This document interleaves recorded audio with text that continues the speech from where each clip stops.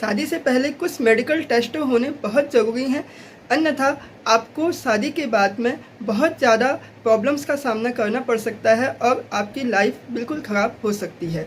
इनमें से कुछ 3 ऐसे मेडिकल टेस्ट बताऊंगा जो कि बहुत बहुत ज़रूरी हैं यदि आप विवाह के बंधन में बंधने जा रहे हैं तो।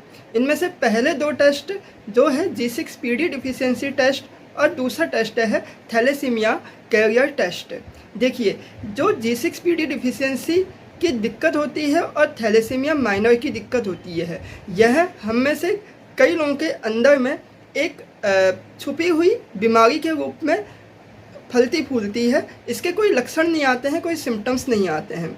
यदि पति और पत्नी दोनों में से किसी एक को यह दिक्कत है छिपी हुई अवस्था में, तो कोई समस्या नहीं होती है, क्योंकि आने वाली पीढ़ी में यह फिर ऐसी ही छुपी हुई अवस्था में चले जाती है, तो वहाँ भी कोई भी दिक्कत नहीं होती है। लेकिन एक जागरूकता का होना बहुत ज़रूरी है ऐसे मामलों में। किंतु यदि पति और पत्नी दोनों में यह थैलेसीमिया माइनर की दिक्कत हो या G6PD डिफिशियंसी की दिक्कत हो, तो ऐसी कंडीशन में, विशेषकर थैलेसीमिया माइनर की कंडीशन में, यह आने वाले बच्चों में फिर एक विस्फोट के रूप में पैदा होती है। इसके लक्षण आ सकते हैं। विशेषकर थैलेसीमिया मेजर की कंडीशन पैदा हो जाती है, जिसमें कई बार बच्चों को हर महीने, दूसरे महीने में या तीसरे महीने में ब्लड ट्रांसफ्यूज़न की ज़रूरत पड़ती है, जिसकी वजह से उनकी पूरी लाइफ ख़राब हो जाती है। पूरी प्रकार से G6PD डिफिशियंसी के साथ भी होता है। वहाँ भी कई प्रकार के प्रिकॉशंस, परहेज लेने पड़ते हैं और बहुत ज़्यादा सतर्कता बरतनी पड़ती है। इसलिए इन 2 टेस्टों का होना बहुत ज़रूरी है। यदि दोनों पति और पत्नी या होने वाली पति और पत्नी में यह दिक्कतें दिख रही हैं, तो मेरा तो कहना है कि फिर ऐसी कंडीशन में शादी को कैंसिल कर देना ही समझदारी है। इसके अलावा जो तीसरा टेस्ट है वह है ब्लड ग्रुप टेस्ट या RS फैक्टर टेस्ट।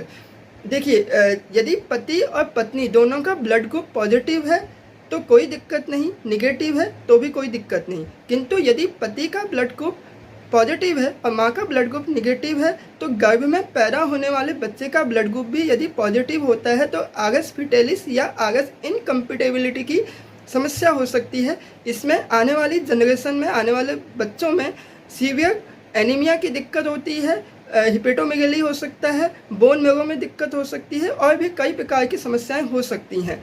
इसलिए किंतु इसका एक समाधान है कि इस कंडीशन में गर्भ के समय में माँ को एक एंटी-डी इम्यूनोग्लोबुलिन का इंजेक्शन दिया जाता है और डिलीवरी के समय भी यह इंजेक्शन वापस दिया जाता है। तो इससे क्या होता है, आने वाली संतानें पूर्ण रूप से सुरक्षित हो जाती हैं इस प्रकार की दिक्कतों से। तो इसलिए जागरूकता होना बहुत ज़रूरी है। ये 3 टेस्ट जरूर करवाएं और इसके बाद ही शादी का डिसीजन लें। Thank you and bye bye.